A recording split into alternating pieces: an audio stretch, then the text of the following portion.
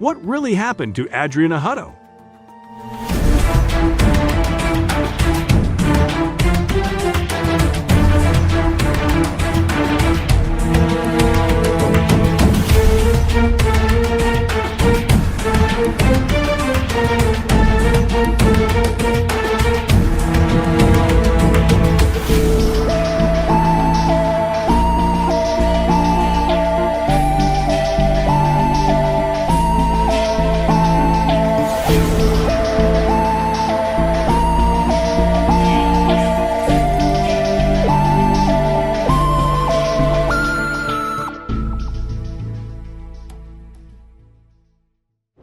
In this murder case, a 7-year-old young girl was killed by her mother. This happened in Esto, Florida on August 8, 2007. A mother called 911 to help her daughter, who accidentally fell into the pool and was not breathing.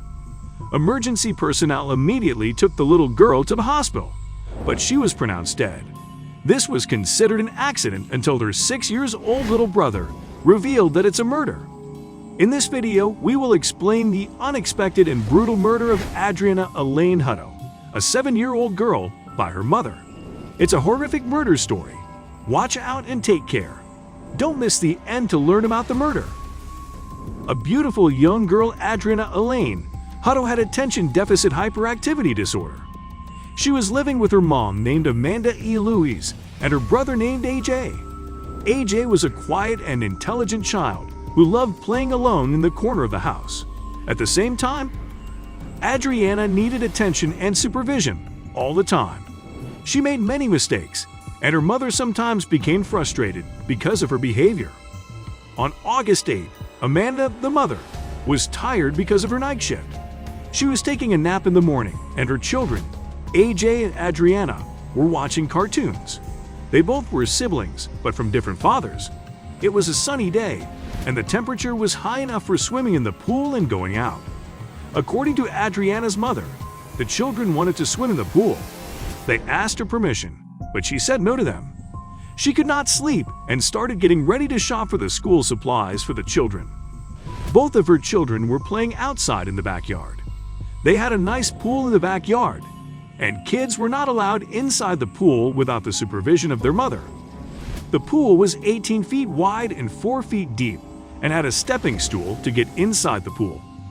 But Adriana's mother kept the stepping stool in the shed, so that her children could not get inside the pool without her supervision. She was getting ready in her room without noticing them because she knew that the children were safely playing in the backyard. Meanwhile, her son told her that her sister was in the pool. She felt that he was saying that Adriana was playing around the pool from the outset. She said that ask Adriana to come back inside the house. After some time, Amanda thought to check on the children because they did not come back. When she went outside, she saw that AJ was trying to help her sister, who was drowning in the pool facing down. Amanda immediately grasped her outside the pool and tried to give her cardiopulmonary resuscitation. Also, she immediately called 911. She asked for help. Her voice was shivering, and she seemed worried about her daughter. She said that her daughter fell in the pool and was not breathing. I need an ambulance. What's wrong, ma'am? My daughter fell in the pool and she's not breathing. And she's not breathing? How old is she? She's 7 years old. All right, hang on just a second, ma'am. Oh, God. Her lips are purple. What do I do? Water's just coming out of her nose. Please, hurry. Finally, the police arrived, and they clicked the photo of the scene where Amanda was sitting by the pool helping her daughter. Emergency personnel checked Adriana. She was alive at that time, so they immediately sent her to the hospital. When Amanda was taking her daughter to the hospital with emergency personnel, AJ grandparents took him to their home to take care of him. In the emergency, the Dr. Ren Fox was taking care of Adriana. According to her checkup, she felt that Adriana still had some hope for her revival. She ran to her mom to encourage her by telling her the good news. But Amanda showed no emotions after listening to the news. Instead, she replied, "Where is the vending machine?" Sadly, after some time, Adriana was declared dead. Amanda did not show any emotions, even for her dead daughter.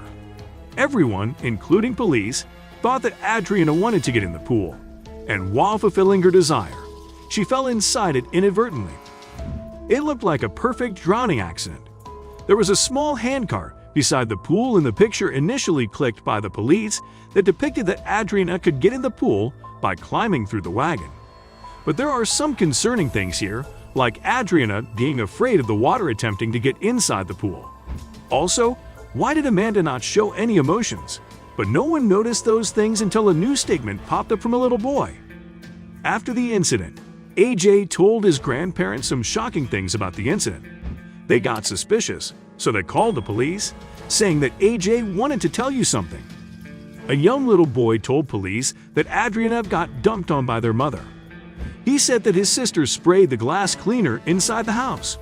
She was not allowed to do that, which frustrated their mom, and Mom punished his sister by dunking her in the pool. Mama, dunked my sister. What does that mean? Drowned. He depicted how his mother drowned Adriana by putting his hand on his face. Adriana was laying like this and Mama holding her on her so she wouldn't scream. The child was only 6 years old, but he was in trauma, which is why the police took it seriously.